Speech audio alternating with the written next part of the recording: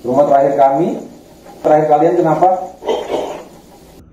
Ternyata, ayo kita lihat sama-sama. Rumah terakhir yang dimaksud adalah ini yang gue maksud. Di belakang dari rumah ini ada sekumpulan makam tanpa nama.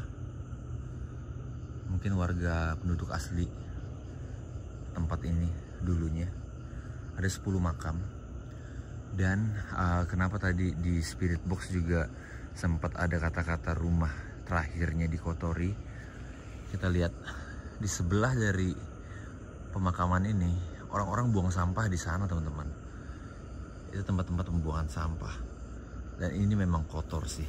Ini memang kotor. Hal yang wajar kalau sampai entitas yang ada di tempat ini ya marah.